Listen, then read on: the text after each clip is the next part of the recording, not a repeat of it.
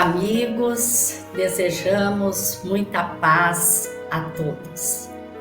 No dia 3 de outubro de 1804, nasceu de antiga família leonesa com o nome de Hippolyte Léon Denisard de Rivail, aquele que devia, mais tarde, ilustrar o nome de Allan Kardec e trazer a lume a doutrina dos espíritos, o Espiritismo.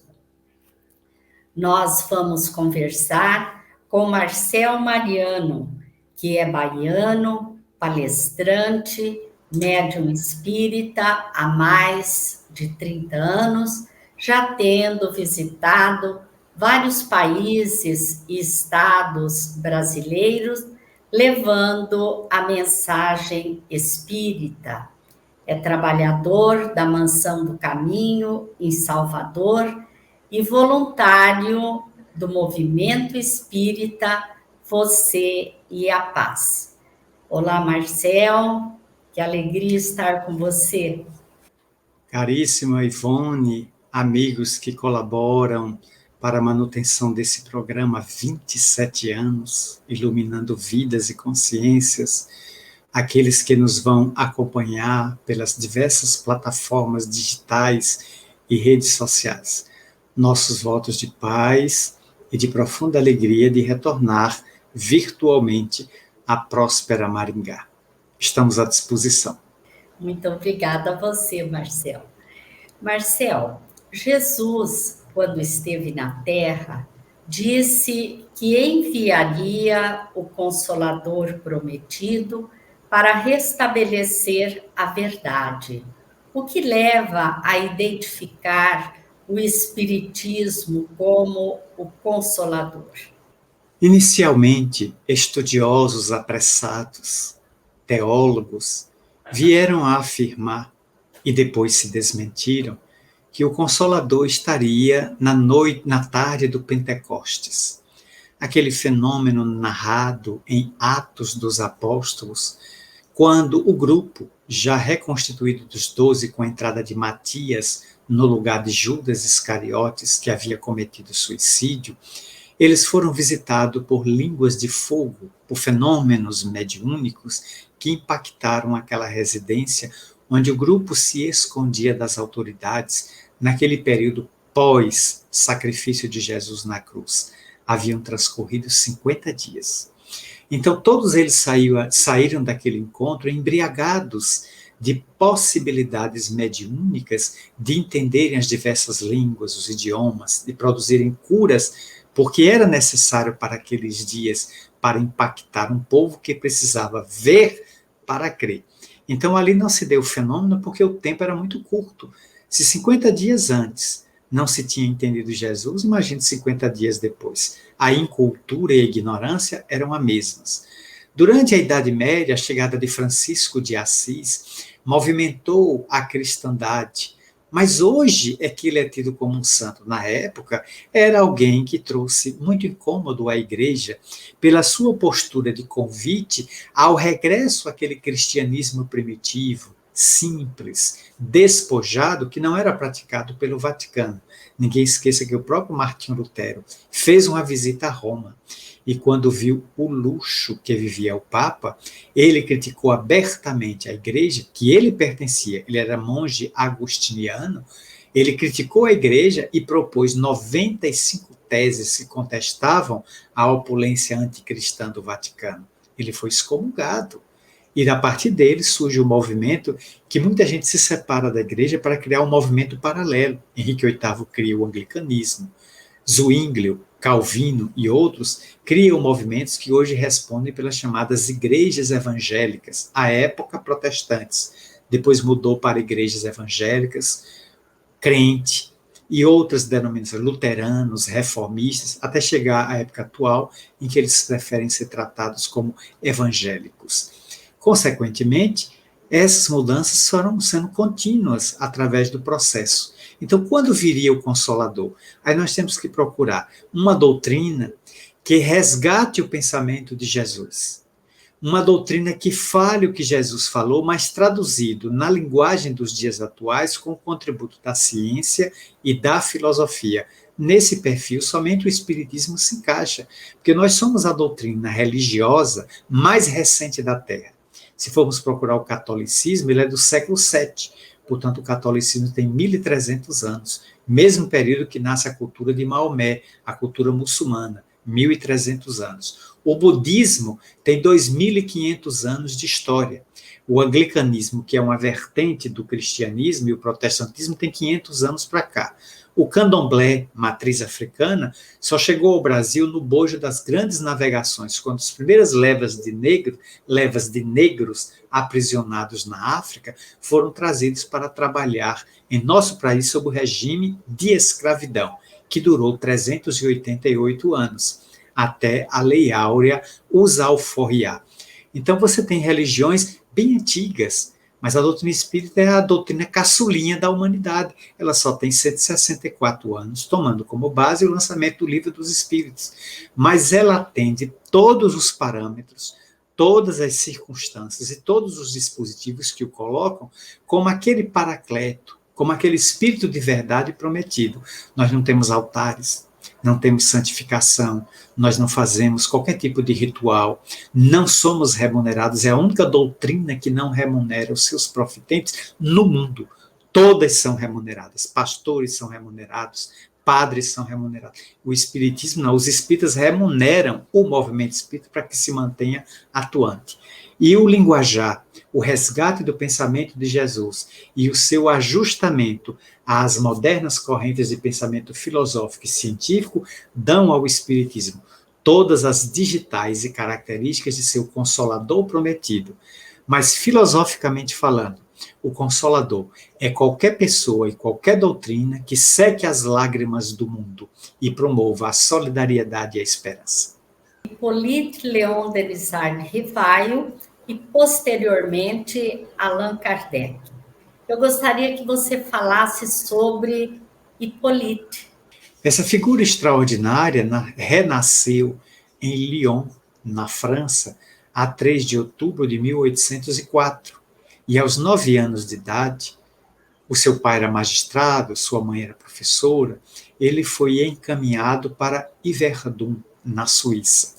Nós tivemos a honra de estar em Yverdun no dia 21 de outubro de 2018, 3 anos atrás, quando Divaldo Pereira Franco, terminando a sua excursão de palestras pela Europa e vindo de Portugal, ele pousou em Zurique e foi levado por amigos ali para Yverdun, para ministrar um seminário no castelo que foi utilizado por Pestalozzi como sua célebre escola, na primeira e até a segunda metade do século XIX, onde o menino Rivail chegou com 9 anos de idade, saiu com 16.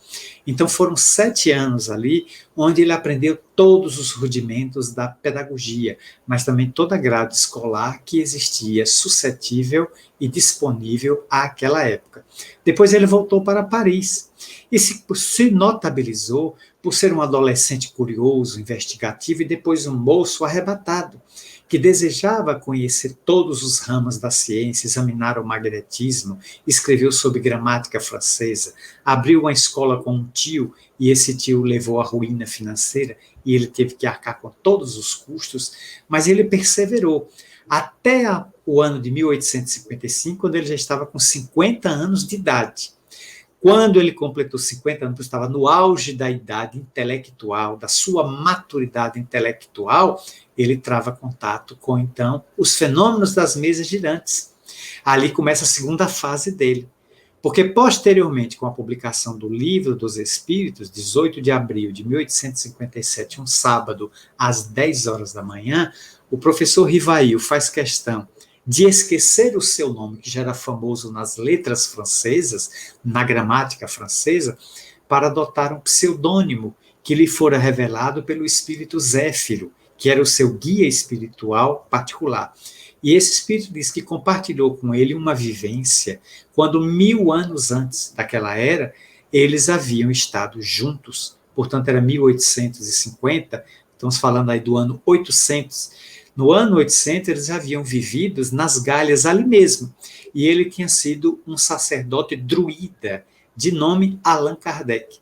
Então o professor Rivail achou o nome tão interessante, tão oportuno, que preferiu esse pseudônimo, e adotou esse pseudônimo para não ser confundido com o professor de Arras, com o professor que ministrava tantos cursos, o Hippolyte Léon Denis Rivail. Ele passa a ser Allan Kardec e vai publicar 9 livros, os básicos da codificação espírita, mas ele publicou mais de 27 obras, entre espíritas e não espíritas, e entrou para a história como um grande pensador, um grande intelectual e um dos maiores pedagogos da humanidade. E qual foi o método?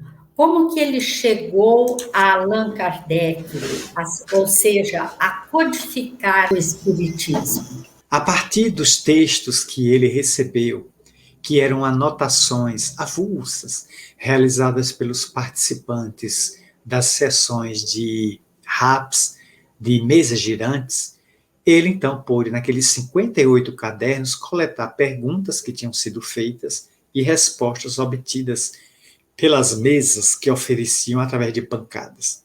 Então ele concluiu que ali havia uma doutrina, ou seja, o que é uma doutrina? É um conjunto de princípios. Então ele foi organizando, sem saber, pelo menos naquele momento, que estava sob inspiração de entidades venerandas, que o orientavam a organizar o edifício doutrinário do Espiritismo. Então, entre 1855 e 1857, são 2 anos. Ele examina até dezembro de 1856, porque depois o livro ficou pronto, e nenhum livro na França, na época, podia ser publicado sem o aval da Igreja Católica. Nenhum, mesmo não sendo católico. Então, Allan Kardec teve que mandar o livro a um abade. O abade, cujo nome passou desconhecido na história, examinou o livro, leu o livro e disse que aquele livro era imperdoável estar sendo publicado naquele tempo. Já devia de muito ter sido publicado. Prova que aquele abade já tinha se reencarnado com a missão de dar o ciente, o imprimato para aquela obra. O livro sai em 1857. E aí causa um grande impacto em quem adquiriu os 220 volumes aproximadamente que foram vendidos naquele dia na Galeria Royal, na livraria de Monsieur Eduardo Danty, e causou um grande impacto em quem levou para casa aquele material. Um dos que adquiriu o livro nos próximos anos foi Léon Denis, que em Tours leu aquela obra Escondido da Mãe.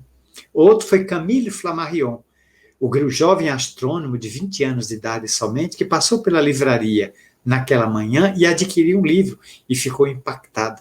E seria mais tarde um colaborador de Allan Kardec como médium, quando ele psicografa mensagens extraordinárias dentro do livro A Gênese, assinadas pelo espírito Galileu Galilei, que era ele mesmo reencarnado.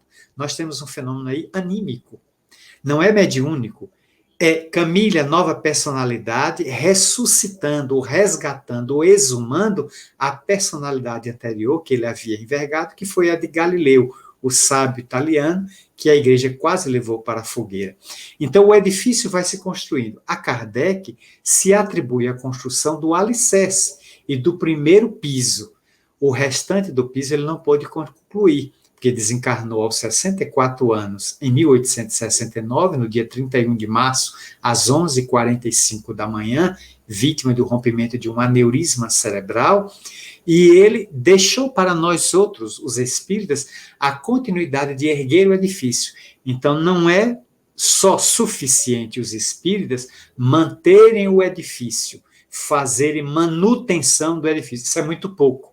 Allan Kardec quer que a gente mantenha o edifício, zele pelo edifício e erga novos pavimentos no edifício, acompanhando o desenvolvimento da ciência.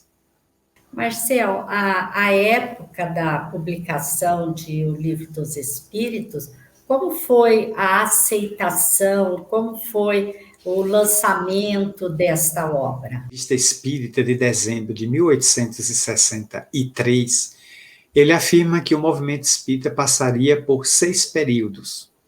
E esses períodos são o da curiosidade, o período filosófico, o período das lutas, o religioso, o período transitório ou período intermediário, e o último seria o período da regeneração social.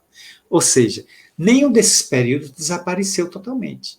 Eles estão imbricados, estão inseridos uns nos outros. Aí temos muita gente curiosa, que vai ao centro para ver fenômeno, ou quer ser curada por um médio de cura, vai buscar alguma coisa, mas não fica. São pessoas que entram no espiritismo, mas o espiritismo não entra nessas pessoas. Todo mundo pode entrar no espiritismo, mas o espiritismo não entra em todo mundo. Porque tem pessoas que são impermeáveis, não se permitem contaminar pelas ideias espíritas. Então milita no movimento, mas a doutrina não entra nelas, ficam na superficialidade. Então, naturalmente, que o espiritismo passará por épocas. E o livro dos espíritos causou um impacto que foi o período filosófico, porque o período da curiosidade é o período que os espíritos provocaram os fenômenos para chamar a atenção. Mas o fenômeno passa. O fenômeno é extemporâneo, ele é externo. Ele deslumbra os olhos no primeiro momento, mas no dia seguinte o indivíduo duvida. Será que aquilo que eu vi ontem é verdade? O indivíduo coloca senões, acha que foi uma brincadeira, foi para se divertir, como o fenômeno das cartas que são colocadas sobre a mesa de algumas pessoas levianas, que não têm compromisso com nada, nem com a própria iluminação. Então, o livro causou um grande impacto, porque entrando no período filosófico, quando se abre o livro, está ali, filosofia espiritualista. O espiritismo é um galho do espiritualismo universal. Então, nós fazemos uma vertente do espiritualismo para ver um aprofundamento das ideias onde o espiritualismo se quedou, onde ele parou, a gente avança. E aquilo dali, lido por sábios, por intelectuais, por doutores, despertou em muita gente. Essa doutrina é séria, essa doutrina tem intensidade, ela não é vazia, ela não está propondo um novo altar que substitua a Igreja Católica, novos santos. Ela fala de homens e de mulheres que desencarnaram e são, na morte, o que foram na vida. A morte nem acrescenta cultura, nem retira, leva o indivíduo como é, ou leva santo ou leva bandido, mas o indivíduo tal vida, tal morte. Então, uma doutrina sensata, que consegue fazer um tripé harmonioso entre ciência, filosofia e religião, agradou em cheio, porque ela conseguiu extrair muita gente da intolerância religiosa da igreja, onde não se permitia pensar, sequer interpretar. Você veja, Ivone, que até hoje nós temos pessoas que adoram ser tratadas de ovelha. Então a pessoa diz, eu sou ovelha, eu tenho um pastor. Não, eu sou ser humano. Com todo respeito, eu sou ser humano. E eu gosto de pensar com os meus neurônios, que o outro pense com os neurônios dele. Os meus são meus, o do outro é o do outro. Eu gosto de raciocinar, eu gosto de pensar, e sobre algumas coisas eu sou crítico. Crítico aqui no bom sentido, ou seja, o que é isto? Para que é que serve isto? Onde é que você conseguiu isso? Eu quero fazer pergunta, mesmo que a pessoa não goste. Mas a pessoa não vai me vender aquilo sem eu examinar o produto que eu estou levando. Então, naturalmente, que o espiritismo, ao promover essa cultura, causa um grande impacto. Como diz Raul Teixeira, o espiritismo não é para quem quer, o espiritismo é para quem aguenta. E o espiritismo, cá para nós, muitas vezes não apresenta a face da consolação. Ele não é consolador, ele é perturbador. Por quê? Porque ele inquieta as pessoas que o conhecem.